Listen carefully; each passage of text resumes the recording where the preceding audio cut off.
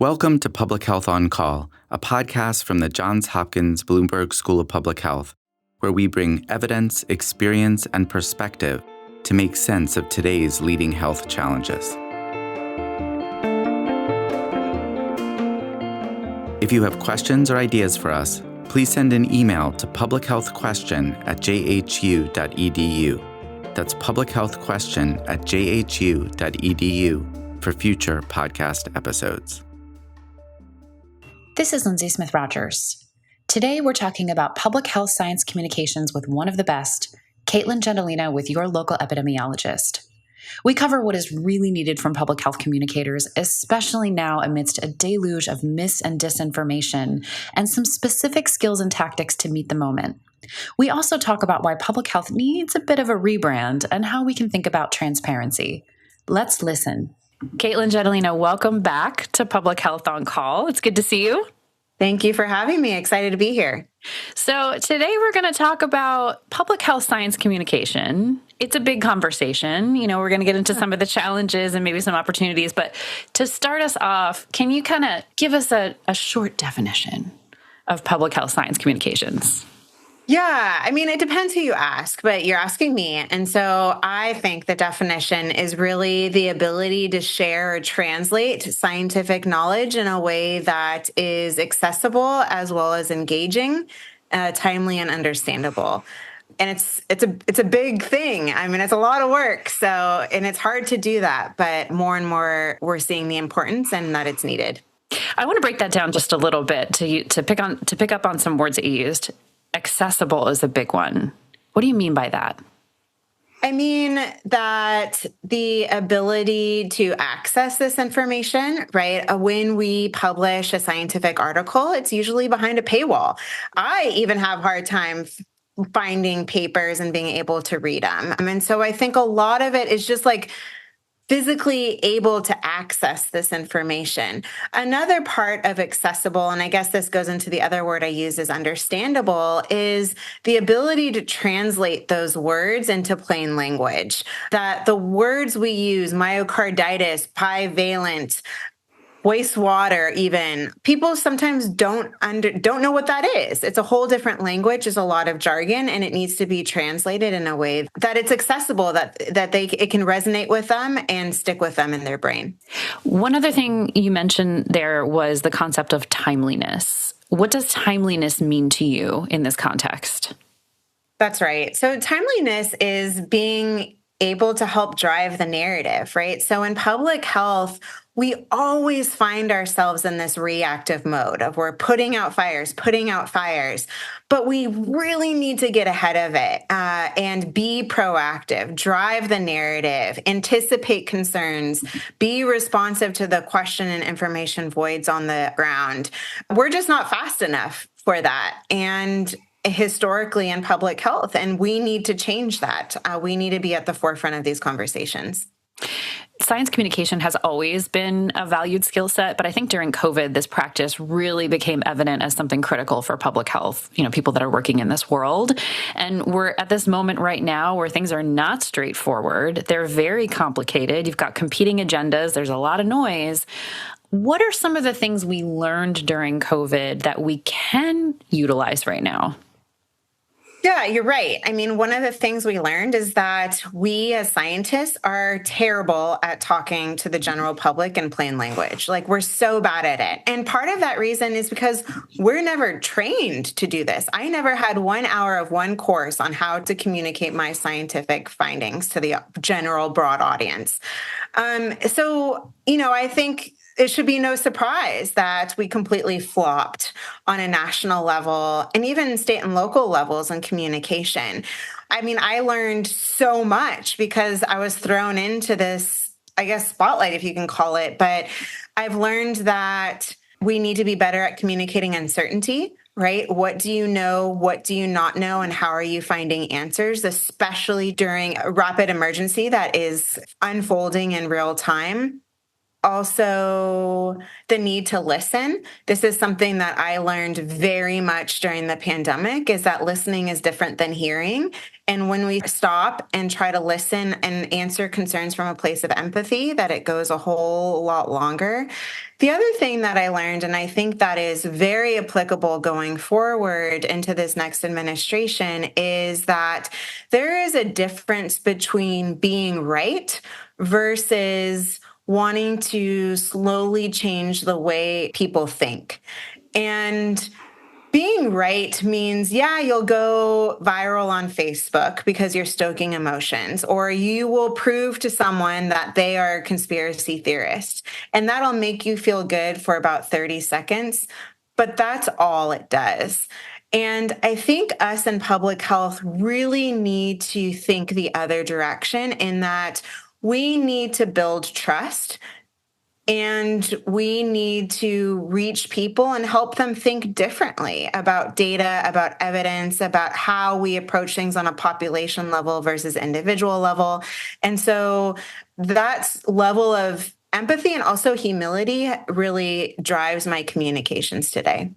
It's interesting because I've seen recently some very scientific looking and nuanced and sophisticated misinformation coming out of, there are big organizations that are out there that have researchers, when you talk about timeliness, they are on every single thing that is coming out about vaccines, about bird flu, and they are producing communications that look eerily similar to what we are trying to produce, and maybe even more scientific adjacent.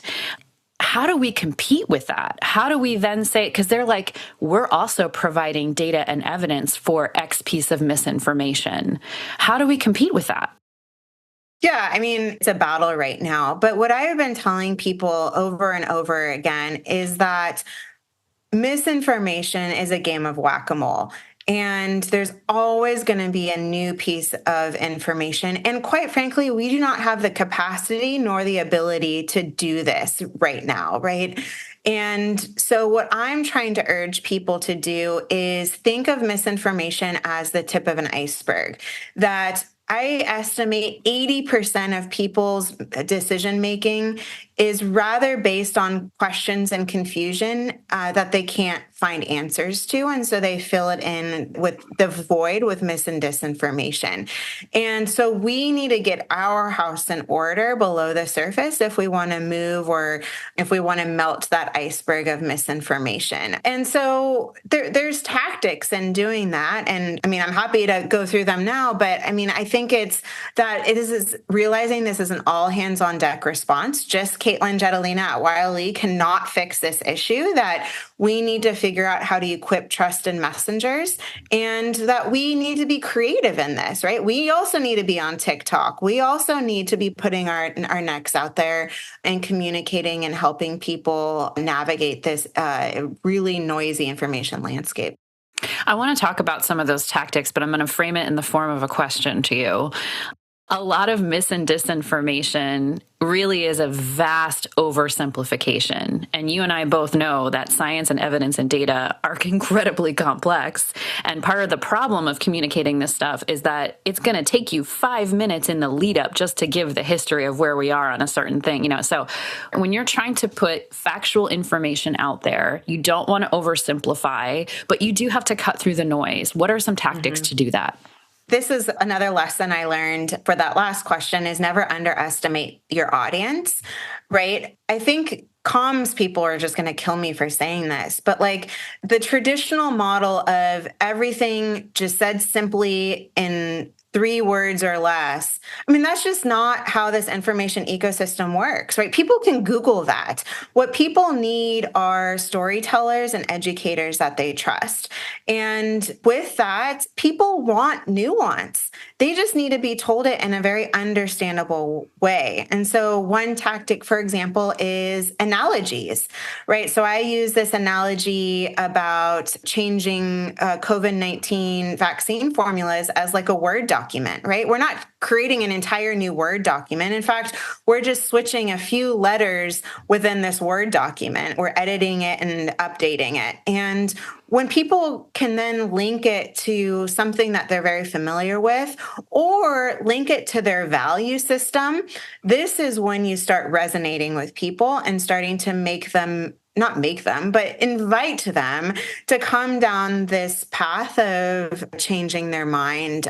And if we can do that, right, show them why science and scientists is something they can trust and is a successful conversation, even if they don't fully accept that data, because you're just not going to change people's minds on a first go around. It takes time for them to trust you and to build those foundations.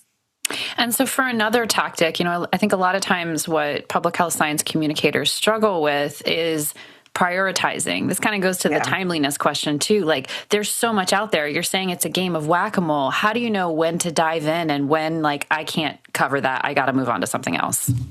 Yeah, I mean, I'm having this problem right now, right? Like, one day it's that polio vaccines going away, and then it's routine vaccinations, and then MMR and all of this. And I think this is where the art of scientific communication comes in, is we need to help people process this information and how to think about it in grander scheme, as well as pre-bunking too. And so, I don't know, like, one of the rules of thumb we use at YLE is that if we see it going viral in 3 different places, it's time to talk about it. Other times, it's just going to be the next news cycle. And so I try to pick very carefully what we're going to spend time on and not. But more importantly, I put a lot more effort into bringing people along for the ride rather than continuing to just reactively debunk things. So, for example, with H5N1, let's bring people along for the ride. What do we know? What do we not know? How are we finding answers? And that way, people can anticipate when something comes up, for example, with RFK Jr. So there's a lot. What you pick is an art, I think, and I don't always get it right, but it is part of the magic. It's helping people process all of that information out there. One more thing about a tactic is when people are talking about data and maybe even cherry picking it, we need to call out this tactively by focusing on the methods, not the motives. It's really easy to try to attack individuals, and sometimes they deserve it. For example, RFK Jr. has this long history of anti-vax. But most people don't, and you lose trust when you start attacking individuals. And so what instead you have to really address poorly designed studies, emphasize scientific rigor without attacking intentions. I really appreciate that answer. And I think it's, again, you're a great communicator. You're not giving like an easy formula for this is what you do and this is how you do it. And I think that the word that you brought in, art, is so important. This is an art form. It's not a step-by-step scientific process all the time. There is some nuance to it. In the time we have left, I want to tackle kind of a really big question that we're not going to solve, but we're going to talk about it. Public health has a brand problem right now. How do we fix that? Yeah, we have a huge brand problem. We can talk about what our brand is too. I think that's a big question. But historically, our brand is the invisible shield, right? When it works, it's invisible. This is not working. In fact, I actually think it's chipping away at trust in a moment where all anyone wants is transparency. And so we have to start talking. We have to start communicating. And not only for trust, but for funding to get out of this cycle of panic and neglect, and for a myriad of other reasons. And so that means not just talking and being there during an emergency, that means being there during non-emergency times too. And bringing people along for the ride. And so I've refused to be invisible. Sure, people can get sick of me. I don't care. We're here, and we are here for the people. And we are not going to back down, and we're not going to be scared to be here either. But at the same point, we need to have a very strong presence while listening to the communities we serve and trying to bring our expertise and knowledge in a very relatable form is part of the secret sauce going forward. What makes you feel hopeful? All of these people that are not giving up. There are so many brilliant public health professionals out there that really care about their communities. And What's hopeful for me is that these people aren't giving up. They're still manning the front line, and they will continue to do so. And we need them to do that. We need them right now. And this is a team effort. And I'm proud and honored to stand alongside all of us in the public health field because it's needed now more than ever. Well, we absolutely need you. And for anyone that needs a master class in great public health communication, you can check out Your Local Epidemiologist. Thank you so much, Katelyn Jetelina, for being with us today. Yeah, thank you so much, Lindsay. This was fun. Public Health on Call is a podcast from the Johns Hopkins Bloomberg School of Public Health, produced by Joshua Sharfstein, Lindsay Smith Rogers, Stephanie Desmond, and Grace Fernandez-Cesiri. Audio production by J.B. Arbogast, Spencer Greer, Matthew Martin, and Philip Porter, with support from Chip Hickey. Distribution by Nick Moran. Production management by Catherine Ricardo. Social media run by Grace Fernandez-Cesiri. Analytics by Eliza Rosen. If you have questions or ideas for us, please send us an email to publichealthquestion@jhu.edu. That's publichealthquestion@jhu.edu for future podcast episodes. Thank you for listening.